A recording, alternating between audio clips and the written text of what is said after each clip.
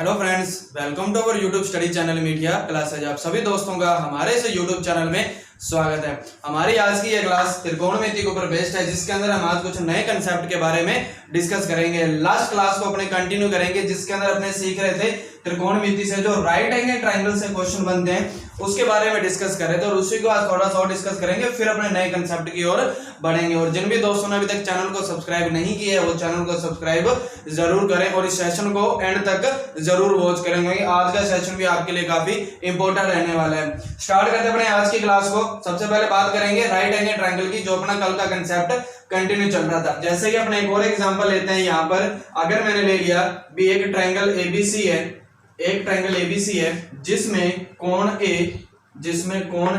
90 degree है, कोण ए 90 degree है।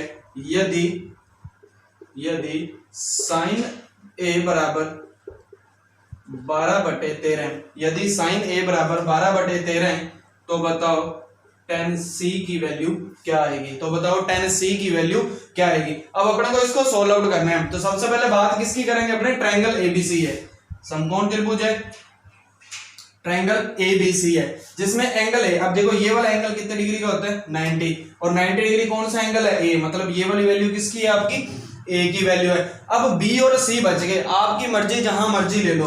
मान लो बी अपनों ने यहां ले लिया तो अपने सी यहां ले लेंगे, आपकी मर्जी जहां मर्जी आप बी और सी ले सकते हैं।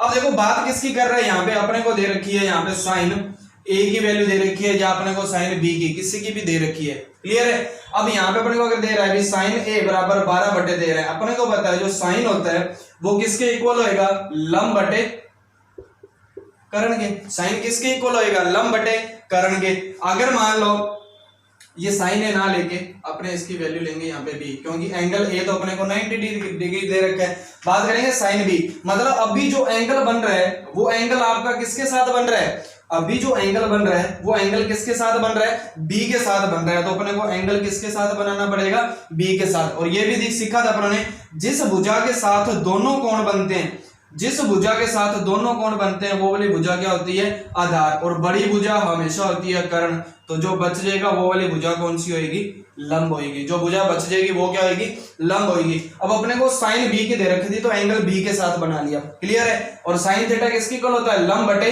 कर्ण। साइन थीटा किसके इक्वल होएगा, लंब बटे कर्ण। तो लंब की वैल्यू कितनी दे रखी है अपने को, 12, कर्ण की वैल्यू कितनी दे रखी है, 13। तो आधार की वैल्यू यहां से कितनी आ जाएगी, 12। कल अपनों ने निकाला था भी कर्ण की स्क्वायर किसके इक्वल रहता है, आधार स्क्वायर प्लस लंब। तो कर्ण की वैल्यू 13, 13 की स्क्वायर 169, बराबर में आधार अपने को निकालना है प्लस लंब कितना है, 12, 12 की स्क्वायर 144, 144 अंदर जाके माइनस होएगा, कितने बचेंगे 25 आधार की स्क्वायर। तो आधार आ जाएगा √25, और √25 कितना आएगा आपका 5। तो आधार की वैल्यू आ जाएगी 5। अब ये डायग्राम कंप्लीट हो गया। ये डायग्राम किसके लिए है, एंगल बी के लिए, जबकि अपने को किसकी वैल्यू पूछी है, tan c की। मतलब एंगल किसके साथ बनना चाहिए, सी के साथ बनना चाहिए। तो कुछ नहीं करना, ये सेम का सेम डायग्राम आपने उतार लेना है दोबारा। ये सेम का सेम, जहां ए पड़ा है वहां ए रहने दो, जहां बी है वहां बी रहने दो, जहां सी है वहां सी रहने दो, और जो वैल्यू जहां पड़ी है उसको वहीं रहने दो। 13, 5 और 12, जो वैल्यू जहां पड़ी है वहीं रहने दो। ये वाला एंगल तो कितना है, 90 डिग्री। अब ये वाला डायग्राम किसके लिए, एंगल बी के लिए। अपने को वैल्यू किसकी निकालनी है, जो थीटा बनना चाहिए वो किसके साथ बनना चाहिए, सी के साथ बनना चाहिए। मतलब अब थीटा जो डायग्राम में बनेगा वो किसके साथ बनेगा, सी के साथ बनेगा। अब जिस भुजा के साथ दोनों कोण बनते हैं वो भुजा आपकी क्या हो जाएगी, आधार। बड़ी भुजा तो हमेशा कर्ण होगी, और ये जो बच गया ये क्या हो जाएगा, लंब हो जाएगा। अब अपने को जो आंसर बताना है tan c का, ये कौन से डायग्राम के अकॉर्डिंग बताएंगे, उस डायग्राम के अकॉर्डिंग जिसमें जो एंगल बनेगा वो सी के साथ बनना चाहिए। क्लियर है। अब tan किसके इक्वल होता है, लंब बटे आधार। tan थीटा किसके इक्वल होता है, लंब बटे आधार। तो अपने को tan c निकालना है, मतलब सी वाला डायग्राम देखना है। तो लंब की वैल्यू कितनी है, 5, और आधार की वैल्यू कितनी है, 12। तो आपका जो आंसर आएगा कितना आ जाएगा, 5/12। क्लियर है चीज। अगर अपने को मान लो यहाँ पे tan c ना पूछा जाता, अगर अपनों से पूछा जाता tan b, अगर अपनों से पूछा जाता tan b, sin b की वैल्यू देके वैल्यू पूछ ली tan b की, तो अपने जो आंसर देते वो इस वाले डायग्राम के साथ देते हैं, जिसमें जो एंगल बनना चाहिए वो किसके साथ बनना चाहिए, b के साथ बनना चाहिए। अब tan किसके इक्वल होता है, लंब बटे आधार। लंब की वैल्यू कितनी है, 12, आधार की वैल्यू कितनी है 5। तो अब देखो आंसर कितना आ रहा है 12/5। अगर अपनों से पूछता 10c जो अपना अभी निकाला है 10 होता है इक्वल लंब बटे आधार के। अब देखो सी वाले डायग्राम में लंब की वैल्यू कितनी है 5, आधार की कितनी है 12। तो देखो दोनों का जो आंसर आएगा वो अलग आएगा। अलग क्यों आता है? क्योंकि जैसे ही एंगल चेंज होगा तो आधार और लंब भी क्या हो जाएंगे? चेंज हो जाएंगे। क्लियर है चीज? वैसे इसलिए ये क्वेश्चन मैंने दोबारा करवाया है भी आपको कंसेप्ट पता लग जाए भी एंगल किसके साथ बनाना है और किसके साथ नहीं बनाना है। एक और क्वेश्चन देख लेते हैं अपने इसी तरह का। जैसे अपने को दे दिया ट्रायंगल एबीसी है, एक समकोण त्रिभुज है जिसमें एंगल बी दे रखा है अपने को 90 डिग्री। अगर अपने को दे दिया 10c बराबर 3/4 है, 10c बराबर 3/4 है, तो बताओ साइन ए प्लस कोस सी की वैल्यू किसके इक्वल आएगी? तो अपने से पूछा साइन ए प्लस कोस सी की वैल्यू किसके इक्वल आएगी। बट अपने को जो दे रखा है पहले उसी का ही डायग्राम बना दो। एक ट्रायंगल एबीसी है, एबीसी में जो एंगल बी है ये कितना है 90। अब ये 90 है तो मतलब ये वैल्यू किसकी है? बी की है। अब बचे ए और सी, आप अपनी मर्जी के अकॉर्डिंग कहीं भी रख सकते हैं। क्लियर है? अपने को वैल्यू दे रखी है 10c की, मतलब थीटा किसके साथ बन रहा है? सी के साथ। अब जिस भुजा के साथ दोनों कोण बनेंगे वो भुजा आधार, बड़ी भुजा कर्ण, जो भुजा बचेगी वो क्या है? लंब। अब 10 किसके इक्वल होता है आपका? लंब बटे आधार। तो लंब की वैल्यू 3, आधार की वैल्यू 4, तो कर्ण की वैल्यू कितनी आएगी? 5, क्योंकि 3 का स्क्वायर यही फॉर्मूला लगेगा, आधार स्क्वायर प्लस लंब स्क्वायर। तो किसकी वैल्यू आ जाएगी? कर्ण स्क्वायर की। तो कर्ण की वैल्यू यहां से कितनी आ जाएगी? 5। अब अपने को देखो वैल्यू किसकी चाहिए? एक तो कोस सी चाहिए, तो मतलब कोस सी, तो सी वाले से डायग्राम से आ जाएगा। तो कोस सी, क्योंकि थीटा किसके साथ बनना चाहिए? सी के साथ, तो यही वाला डायग्राम यूज कर सकते हैं। और कोस किसके बराबर होता है? आधार बटे कर्ण। तो आधार की वैल्यू कितनी है? 4, कर्ण की वैल्यू कितनी है? 5। अब कोस सी की तो वैल्यू आ गई, वैल्यू चाहिए किसकी? साइन ए की। मतलब अब जो एंगल बनना चाहिए वो किसके साथ बनना चाहिए? आपका ए के साथ बनना चाहिए। तो यही डायग्राम आपने लिख लेना है सेम। जहां ए है ए रहने दो, जहां बी है बी, और जहां सी है सी।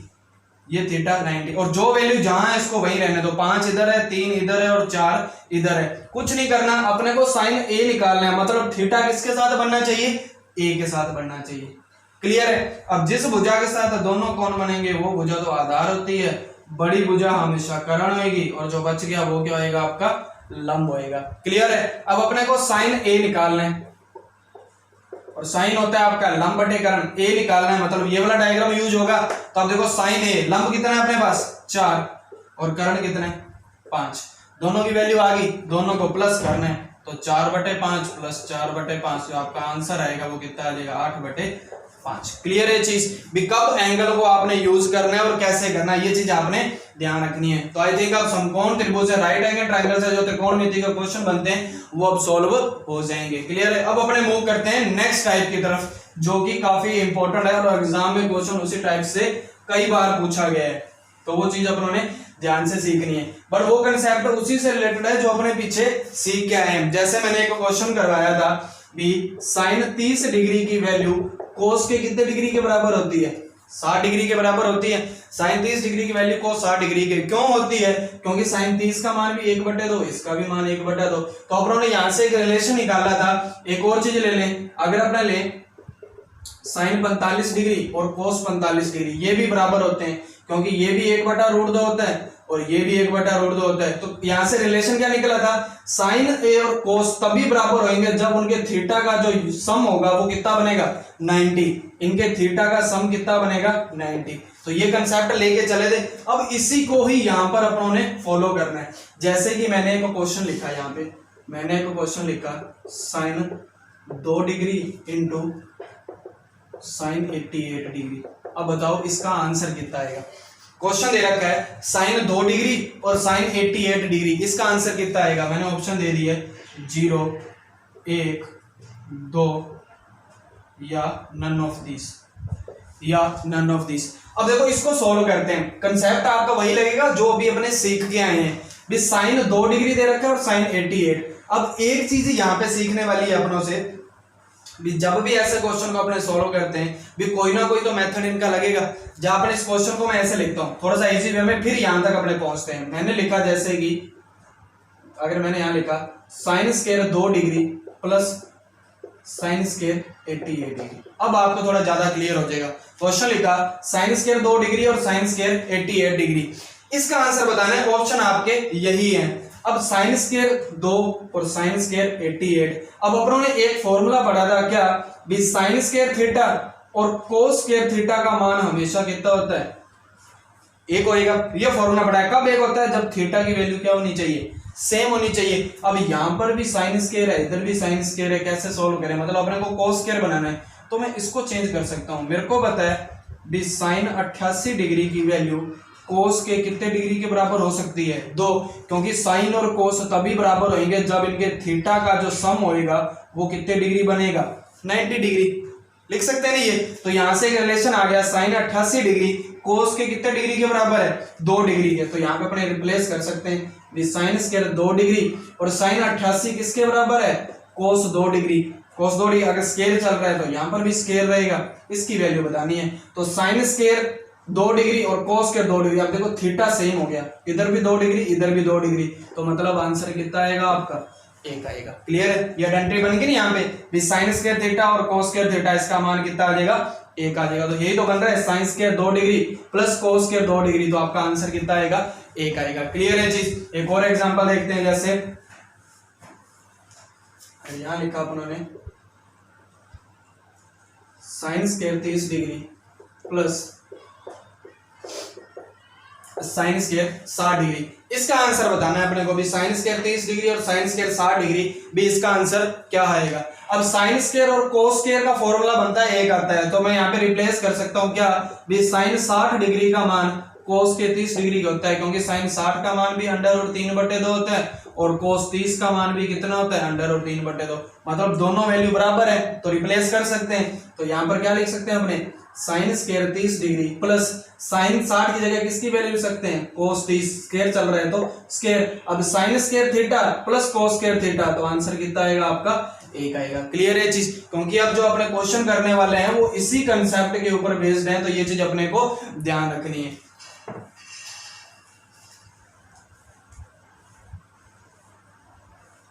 अब कुछ क्वेश्चन है जो अपने को सॉल्व करने हैं, जैसे कि मैंने यहां पे लिखे एक क्वेश्चन लिखा cot 15 degree into cot 20 degree into cot 70 degree into cot 75 degree.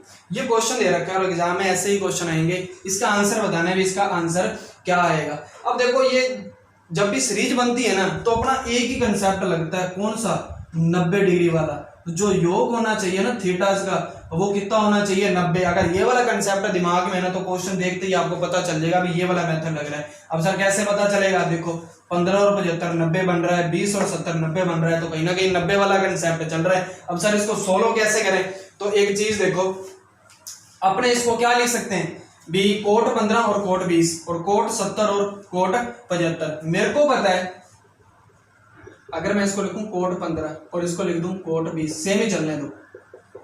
Coat 70, देखो कोट किसका उल्टा होता है, मैंने लिखा भी टेन थीटा और कोट थीटा एक दूसरे के क्या होते हैं, ऑपोजिट तो होते हैं, एक दूसरे के क्या होते हैं, ये ऑपोजिट होते हैं। मतलब भी अगर टेन और कोट की वैल्यू को अपने ऑपोजिट कर दें, ऑपोजिट जैसे मैंने लिखा भी टेन 30 है तो इसको मैं लिख सकता हूँ 1/कोट 30, है ना। अगर मैंने लिखा कोट 60 तो इसको लिख सकते हैं अपन 1/10 60, क्योंकि ये दोनों एक दूसरे के विपरीत ही तो हैं। तो ये अगर कोट 70 है तो अपने इसको लिख सकते हैं ना 10 70, उल्टा करके, एक दूसरे के अपोजिट होती है। दूसरा कोट 75 है तो इसको लिख सकते हैं अपने 10 75 1/।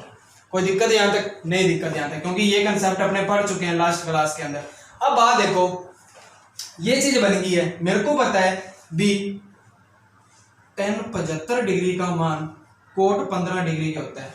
tan 75 डिग्री का मान किसके इक्वल होता है, कोट 15। क्यों होता है, क्योंकि tan और कोट बराबर होंगे जब उन दोनों के थीटा का सम कितना बनेगा, 90 बनेगा। जब उन दोनों के थीटा का सम कितना बनेगा, 90 बनेगा। तो मतलब कोट 15 और tan 75 दोनों एक दूसरे के क्या है, बराबर है।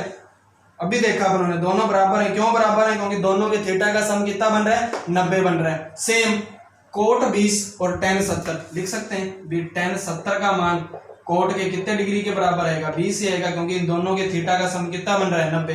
तो ये भी कर देगा, सारा ही कटेगा, तो आपका आंसर कितना आ जाएगा? 1 डिग्री आ जाएगा। क्लियर है ये चीज? तो ये चीजें अपन ने ध्यान रखनी है भी ये कैसे सोल्व आउट करने। अब देखो सर इतना तो कर नहीं सकते, अपने क्या कर सकते हैं कि भी आपका आंसर इजी आ जाए। तो करना कुछ नहीं है, मैंने अभी एक चीज बताई, tan थीटा किसके इक्वल होता है? Cot theta. अगर कोट को इधर ले आओ तो tan इंटू कोट, इन दोनों का मल्टीप्लाई करने पर आंसर हमेशा कितना आएगा? 1। थीटा सेम होना चाहिए, कंडीशन है थीटा क्या होना चाहिए? सेम। अगर मैं लिखूं tan 15 डिग्री और कोट 15 डिग्री, तो दोनों को मल्टीप्लाई करने पर आंसर कितना आएगा?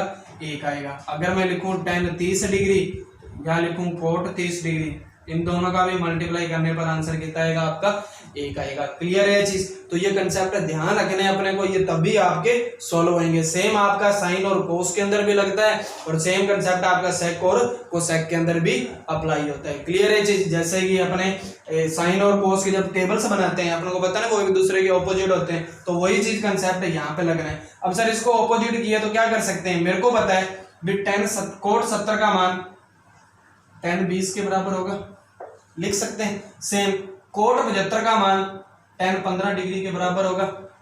यही होता है, क्योंकि tan और कोट तभी बराबर होंगे जब दोनों का सम कितना होता है? 90 होगा। अब देखो कोट 15 और tan 15 मल्टीप्लाई हो रहा है, देखो tan 15 और कोट 15 मल्टीप्लाई करने पर कितना बनता है? 1। तो जब दोनों का मल्टीप्लाई करेंगे और थीटा सेम होगा तो मल्टीप्लाई करने पर कितना बनेगा? 1। सेम tan 20 कोट 20, ये भी मल्टीप्लाई में कितना आएगा? 1। तो आपका आंसर कितना आएगा? 1 आएगा। जैसे मर्जी करो, बट आपका कंसेप्ट वही अप्लाई होने वाला है भी ये एक दूसरे के ऑपोजिट होंगे और जो थीटास का सम रहने वाला है वो सम कितना रहने वाला है? आपका 90। अगर ये कंसेप्ट ध्यान है तो ट्रिग्नो के ऑलमोस्ट क्वेश्चन आपके सॉल्व हो जाएंगे। क्लियर है? एक और क्वेश्चन देखते हैं अपने। देखो ये जो आज के क्वेश्चन है ये एग्जाम में पूछे गए क्वेश्चन है, चाहे रेलवे का हो चाहे एसएससी का एग्जाम हो, बार बार पूछे जाते हैं। जैसे कि एक और क्वेश्चन लिखा मैंने यहाँ पे,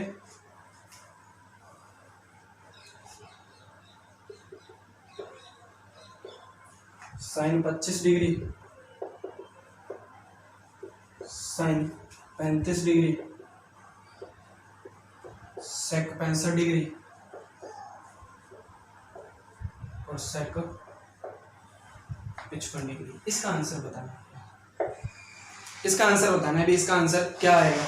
अब देखो इधर साइन चल रहा है और इधर सेक चल रहा है, तो अपना को एक पता है भी साइन और कोस की कंडीशन होती है जो अपने पढ़ के हैं भी इन दोनों का जब 90 बनेगा तब बराबर हो सकते हैं। बट इधर तो साइन है इधर सेक है, सेक कोस में बदल सकते हैं। कैसे? भी कोस का उल्टा ही तो क्या होता है? सेक होता है। तो मतलब क्या बना यहाँ पे? साइन 25 डिग्री, साइन 35 डिग्री, सेक 65 किसका उल्टा है? कोस 65 का तो उल्टा है, क्योंकि कोस और सेक दूसरे के ऑपोजिट होते हैं। सेम सेक 55 किसका उल्टा हो जाएगा? ये कोस 55 का। अब देखो साइन 25 और कोस 65, साइन 25 और कोस 65 दोनों एक दूसरे के क्या होंगे? बराबर होंगे। साइन 25 और कोस 65 एक दूसरे के बराबर है, क्यों? इन दोनों का टोटल कितना बन रहा है? 90। दोनों बराबर है तो ये दोनों क्या हो जाएंगे? कैंसिल हो जाएंगे। सेम साइन 35 किसके इक्वल है? कोस 55, क्यों? दोनों का टोटल कितना बन रहा है? 90। अब दोनों इक्वल हैं तो दोनों कट जाएंगे, आपका आंसर कितना आ जाएगा? 1 आ जाएगा। एग्जाम में क्वेश्चन ऐसे ही आएंगे आपको, 30, 45, 60, 90 वाले नहीं आएंगे, लड्डू वाले क्वेश्चन नहीं आएंगे आपके एग्जाम के अंदर। ये चीज ध्यान रखना है, क्वेश्चन ऐसे ही पूछे जाएंगे। अपने ये क्वेश्चन देखते ही छोड़ देते हैं, ना तो 25 डिग्री की वैल्यू पता है, ना 35 डिग्री की पता है, ना 65 की पता है, ना ही 55 की। सोल्व कैसे करें? सोल्व करने का इजी तरीका है, आपको ये मेथड बताया गया। अगर ये मेथड ध्यान में रहता है तो ऐसे सारे ही क्वेश्चन बहुत इजी सॉल्व हो जाएंगे। क्लियर है? अब बात करते हैं अपने नेक्स्ट कंसेप्ट की। ये तो दे, अगर इसी में अगर अपने को कोस वाली सीरीज दे दे, अगर इसी में अपने को कोस वाली सीरीज दे दे, जैसे मैंने एक क्वेश्चन लिखा बी कोस 1 डिग्री, कोस 2 डिग्री, कोस 3 डिग्री और ये चल रहा है कोस 180 तक। इसका बताओ आंसर क्या आएगा? कुछ नहीं है, अपने को देखो कोस की सीरीज चल रही है 1 2 3 4, बीच में कहीं ना कहीं कोस 90 भी तो आएगा। इससे पहले cos 89 भी आएगा, इसके बाद cos 91 भी आएगा। एक सीरीज ही तो चल रही है ना। अब अपने को पता है भी cos जो 90 की वैल्यू होती है वो कितनी होती है, cos 90 की वैल्यू कितनी होगी, 0। अब 0 के इधर कुछ भी वैल्यू हो और 0 के इधर कुछ भी वैल्यू का मल्टीप्लाई हो तो आपका आंसर कितना रहने वाला है, 0 रहने वाला है। क्लियर है चीज। ये डिट्टो के डिट्टो क्वेश्चन एग्जाम के अंदर पूछे जाते हैं, बट अपने ये छोड़ देते हैं, क्यों, अपने को कंसेप्ट नहीं पता होता। क्लियर है ये चीज। तो ये कंसेप्ट अपने को ध्यान रखने हैं, जब cos वाली सीरीज आएगी तो बीच में ऐसी ही कोई वैल्यू आएगी जिसकी वैल्यू 0 होगी तो पूरी टर्म्स ही क्या हो जाएगी, 0 हो जाएंगी। क्लियर है। नेक्स्ट देखते हैं, जैसे एक और क्वेश्चन दे रखा अपने को, tan 1 degree, tan 2 degree, tan 88 और tan 89, कितना हो जाएगा, tan 89। अब देखो tan और कोट का मैं भी बता के गया था, tan थीटा और कोट थीटा इन दोनों का मल्टीप्लाई किसके बराबर होता है, 1 के बराबर होता है। कब होता है, जब थीटा की वैल्यू क्या होनी चाहिए, सेम होनी चाहिए। अब इधर tan 89 है तो tan 89 कोट के कितने डिग्री के बराबर होगा, 1 के होगा। सेम tan 88 कोट के कितने के इक्वल होगा, 2 के होगा। अब देखो tan 1 का ये मल्टीप्लाई नहीं है, tan 1 का मल्टीप्लाई कोट 1 के साथ करेंगे तो 1, 2 का कोट 2 के साथ करेंगे तो 1, tan 3 का फिर यहाँ tan 87 होगा, तो मतलब ये किसके बराबर है, कोड 3 के बराबर होएगा, है ना। तो tan 3 का कोड 3 के साथ करेंगे फिर, तो इसी तरह ये सारे मल्टीप्लाई हो जाएंगे। तो मल्टीप्लाई करने पर जो आपका आंसर आएगा वो कितना आएगा, 1 आएगा। क्लियर है ये चीज। तो ये कंसेप्ट अपने को ध्यान रखने हैं, जितनी प्रैक्टिस करेंगे तो ये क्वेश्चन उतने ही इजी होंगे। अब बात करते हैं अपने नेक्स्ट कंसेप्ट की, जो कि काफी इंपॉर्टेंट है और सीरीज के अंदर क्वेश्चन पूछे जाते हैं, उसके अंदर साइंस से रिलेटेड है, तो ये चीज अपने को ध्यान रखनी है। जैसे कि मैंने एक क्वेश्चन लिखा, sin square 1 degree, sin square 3 degree,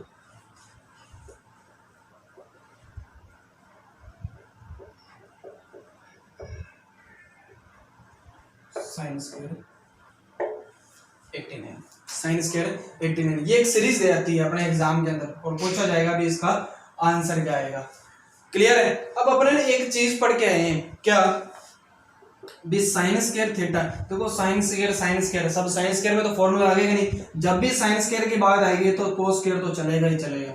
मतलब ये फॉर्मूला बनाना पड़ेगा अपने को, क्योंकि साइन स्क्वायर अभी तो पढ़ के आया था, मैंने बताया था अभी साइन स्क्वायर 88 डिग्री और साइन स्क्वायर 2 डिग्री, तो 88 को कोस 2 में चेंज किया था। तो ये वाले पेयर मतलब साइन और कोस का एक पेयर बनाने पर एक आता है। अगर मैं यहाँ पे लिख दूं भी साइन स्क्वायर 1 है तो कोस स्क्वायर 1 का पेयर बनेगा तभी होएगा, और कोस स्क्वायर 1 इसको मैं क्या लिख सकता हूँ, साइन स्क्वायर 89 लिख सकता हूँ, क्योंकि साइन स्क्वायर 1 और साइन स्क्वायर 89 अगर ये पेयर बनेगा तो 1 बनेगा।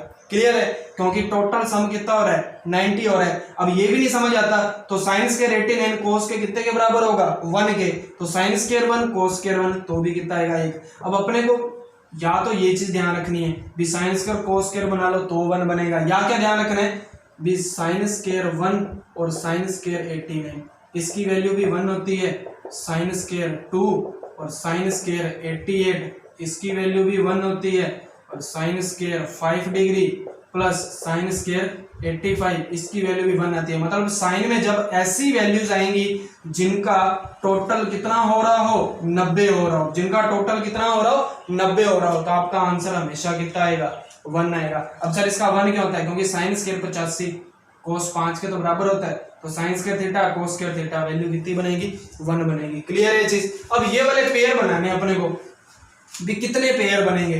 अब अपने को बता भी साइन स्क्वायर 1 का साइन स्क्वायर 89 के साथ बना देंगे तो एक यहाँ से आ जाएगा, फिर 3 का 87 के साथ बन जाएगा, उसके बाद 1 3 फिर आ जाएगा 5 का 85 के साथ बन जाएगा, फिर आएगा 7 का 83 के साथ। सर कितने बनेंगे, वैसे तो निकालते रह जाएंगे अपने एग्जाम के अंदर।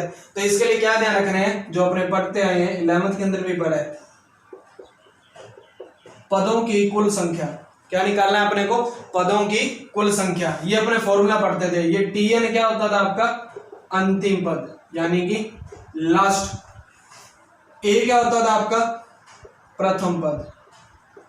d क्या होता था आपका, सारवंतक। अपने यहां से पता क्या निकालेंगे, टोटल टर्म्स कितनी है, जैसे 1 फिर ये 2 3 4 5 टोटल ऐसी कितनी टर्म्स बनेंगी वो अपने निकालेंगे। क्लियर है। अब टोटल अंतिम पद कौन सा है आपका 89, अंतिम कौन सा है आपका 89, प्रथम कौन सा है आपका 1 प्लस n पदों की संख्या तो अपने को निकालनी है -1 d क्या होता है सारा अंतर, तो कितने का अंतर है 1 के बाद 3, 3 के बाद 5, 87 के बाद 89, मतलब कितने का अंतर चल रहा है 2 का। तो यहाँ पे अंतर कितना आ जाएगा आपका 2 का, तो ये एक इधर माइनस हो जाएगा, तो कितना बचेगा 88, n-1 इंटू में 2, अब 2 डिवाइड कर देंगे तो कितना बचेगा n-1 किसके इक्वल आ रहा है 44। अब एक चीज सीखी आपने भी साइन स्क्वायर 1 का साइन स्क्वायर 89 के साथ पेयर बनेगा तो 1 आएगा, सेम 3 का किसके साथ बनेगा 87 के साथ बनेगा तो आपका 1 आएगा। मतलब दो संख्याएं चाहिए 1 लाने के लिए, दो संख्याएं चाहिए मतलब पेयर बनाने के लिए अपने को कितने चाहिए 2 चाहिए, तो अपने को यहाँ पे 2 से भाग दे देना है। अब सर ये 1 उधर क्यों नहीं लेके गए, टोटल अगर मैं टोटल टर्म्स निकालूं n इधर जाके 45 बनेगा, 1 उधर जाके 45 बन जाएगा, बट मैं 1 उधर क्यों नहीं लेके गया, क्योंकि मेरे को तो पेयर बनाने, और पेयर हमेशा किस में निकलता है इवन नंबर्स में निकलता है, ओड में पेयर कैसे निकालोगे, तो अपने को तो इधर इवन ही रखना है। क्लियर है, बट इवन रखा क्यों, जब भी बनाएंगे इधर आ जाएगा एक साइन स्क्वायर आपका 43 plus sine square 45 plus sine square 47, ऐसी सीरीज चलेगी। तो साइन स्क्वायर 43 का तो 47 के साथ बन रहा है, क्यों इन दोनों का टोटल कितना बन रहा है 90 बन रहा है। अब बचा साइन स्क्वायर 45, क्या इसका किसी के साथ 90 बनेगा, नहीं बनेगा, मतलब ये एक ऐसी टर्म है जो बचेगी, इसलिए तो यहाँ पे एक -1 रखा है। ये बीच में एक साइन स्क्वायर 45 है, इसका किसी के साथ भी पेयर नहीं बनेगा, क्योंकि इसका पेयर बनाने के लिए एक और साइन स्क्वायर 45 चाहिए तभी तो 90 बनेगा, तो इसका किसी के साथ पेयर नहीं बनेगा, ये तो अपने अलग से लेके चलेंगे। अब यहाँ पे जब पेयर निकालेंगे टोटल संख्या कितनी है 44, अब इसमें सब पेयर निकालेंगे, तो पेयर निकालने के लिए किससे भाग देंगे अपने 2 से, तो कितने पेयर बनेंगे 22 पेयर बनेंगे, पेयर कितने बनेंगे 22। अब 22 पेयर बनेंगे तो एक भी कितनी बार आएगा 22 बार ही आएगा, तो एक कितनी बार आएगा 22 बार। जैसे कि इसका और इसका पेयर बनाने पर 1 आता है, इसका और इसका पेयर बनाने पर 1 आता है, तो ऐसे कितने पेयर बनेंगे 22, तो एक भी कितनी बार आएगा 22 बार आएगा, प्लस जिसका पेयर नहीं बना, किसका पेयर नहीं बना साइन स्क्वायर 45 का।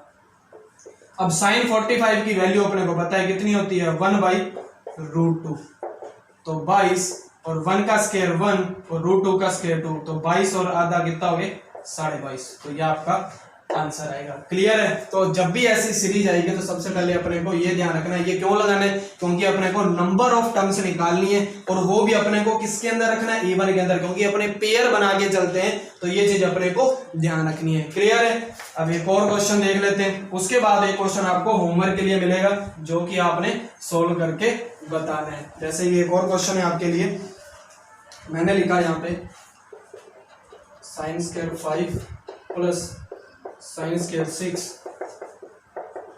Sine square 84 plus sine square 85। अब ये सीरीज है, बताओ आंसर क्या आएगा, तो same formula tn a plus n-1 into D, अंतिम वैल्यू कौन सी है 85 बराबर प्रथम कौन सी है 5 प्लस n-1 इंटू डी, अंतर कितने का 1 का, अंतर कितने का है 84 से 85 5 से जाते हैं, यानी कि 1 का अंतर, 5 इधर जाके क्या हो जाएगा 5 इधर जाके क्या हो जाएगा माइनस, यानी कि कितना बचेगा 80।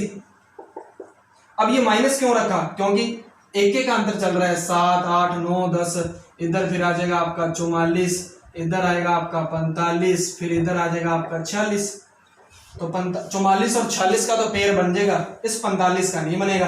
अब देखो पेयर बनाने के लिए 2 तो चाहिए, तो किससे भाग दोगे आप 2 से, मतलब 40 पेयर बनेगा, तो एक कितनी बार आएगा 40 बार, प्लस में साइन 45 अपने पास वैल्यू पता नहीं है, और साइन 45 की वैल्यू 1/√2 इसकी स्क्वायर, तो 40 प्लस 1 का स्क्वायर 1 √2 का स्क्वायर 2, तो आपका आंसर कितना हो जाएगा 40/1/2 यानी कि 40.5। क्लियर है चीज, तो बहुत इजी है, 2-3 ऐसे क्वेश्चन करेंगे ना तो आपको 1 मिनट से भी कम समय लगेगा। अब आप कहोगे कि सर 1 मिनट भी ना लगे, पहली बारी में आपको समझ आ जाए, नहीं आपको मेहनत तो करनी पड़ेगी, कम से कम 8 से 10 क्वेश्चन करोगे इस टाइप से तो बहुत इजी हो जाएगा। अब ये क्वेश्चन है जो आप सभी के लिए होमवर्क है, जिसका क्वेश्चन का आंसर आप सभी ने कमेंट बॉक्स में देना है। क्वेश्चन है sine square 1 degree, sine square 11 sine square 21, sine square 69 plus sine square 79 plus sine square 89। इसका आंसर बताना है आप सभी ने कमेंट बॉक्स में देना है। बाकी का जो इसका पार्ट है वो अपने सीखेंगे नेक्स्ट क्लास के अंदर, और जिन्होंने भी लास्ट सेशन नहीं देखे वो प्लेलिस्ट में जाकर इसको जरूर देखें। मिलते हैं नेक्स्ट क्लास के अंदर, तब तक के लिए गुड बाय, थैंक यू।